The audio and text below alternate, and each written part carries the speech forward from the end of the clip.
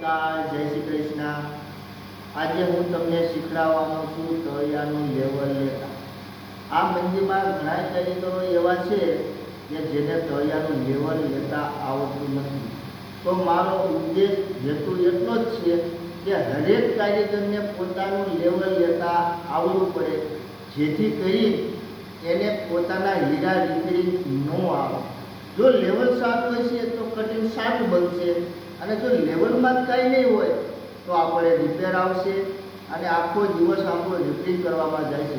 માટે આપણને આપણું પોતાનું તો લેવલ લેતા આવડવું જ જોઈએ। તો આજે હું તમને વિડીયોના માધ્યમથી લેવલ લેતા શીખવાડું છું।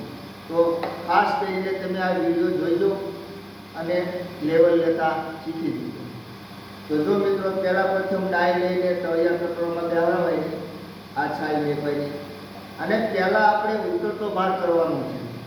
આ ઉતરતા ભારે આમ નીકળું પછી જોવાનું, હા જરાક હાલે એટલે થોડીક આગળ આગળ હીરો ધૂંધો કરી નાખવાનો, જેથી કરીને આપણને ખબર પડે કે આ ડાસો ત્યાં આવે છે। ઉતરતા ભારે મૂકી પછી ચડતા ભારે મૂકવાનું છે। ચડતા ભારે મૂકવો એટલે હા ડાસો આવ્યો ટીકમાંથી, જો ટીકમાંથી હાલ્યું હોય તો લેંજ પાનું લઈ અને આ પ્લેટનો બોલ ઉતારવાનો છે। જો આ ઉતરે, હવે પાછું આપણે ઉતરતા ભારે મૂકવાનું, ઉતરતા ભારે મૂક્યું પાછું ચડતા ભારે મૂકવું, હજી આવે છે ટીકમાંથી તો આપણે હજી આ બોલ ઉતારવાનો છે। જો ધારમાંથી નાખ્યું હોય તો ચડાવવાનો છે, અને ટીકમાંથી નાખે તો ઉતારવાનો છે। પાછું ઉતરતા ભારે નીચે જોઈ જોવાનું, પાછું આમ લીલો ધૂંધો કરી નાખવાનો।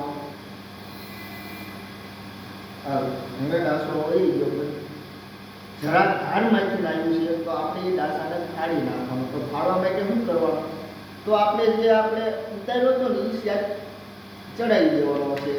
એ ચડાવો એટલે ડાસો ફાટી જશે। પાછું ઉતરતા ભારે નીચે પ્લેટમાંથી આગળ જઈને આમ હીરાને ત્યાં ધૂંધો કરી નાખવાનો, એટલે આપણે જેથી કરીને ડાસો દેખાય કે ક્યાંયથી આવે છે।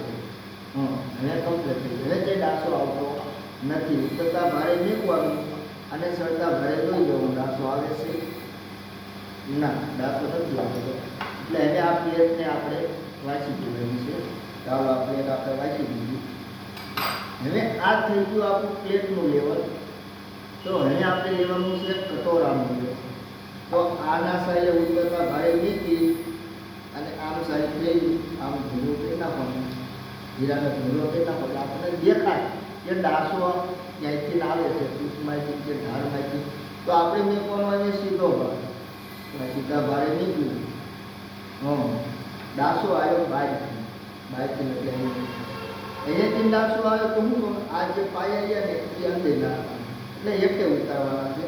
તો સેક્શન બોલ ખોલી નાખવાના। હવે આને આપણે અંદર નાખી દેવાનું છે।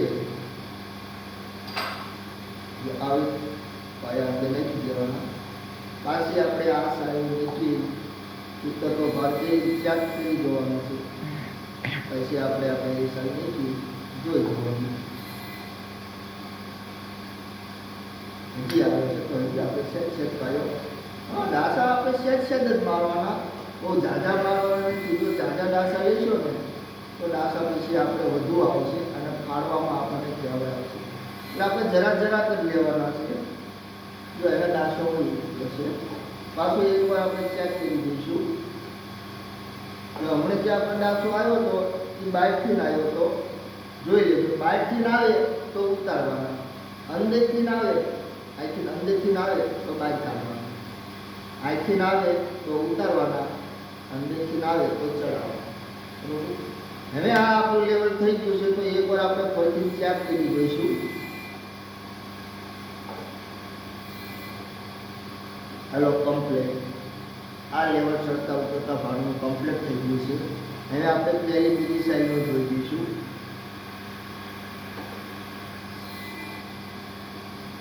હાલો આ લેવલ આપણું થઈ ગયું છે પ્લેટનું કટોરાનું। બસ લેવલ આમ જ લેવાનું હોય, આ રીતે લેવલ લેશો 100% હું તમને કહું છું તમારા હીરા સારા બનશે જશે અને રિપેરિંગ નહીં આવે. તો મિત્રો, જેમ મને આ વિડીયોને ફોલો કરજો અને આગળ શેર કરજો. અને આઈડીમાં મારો નંબર સેવ છે.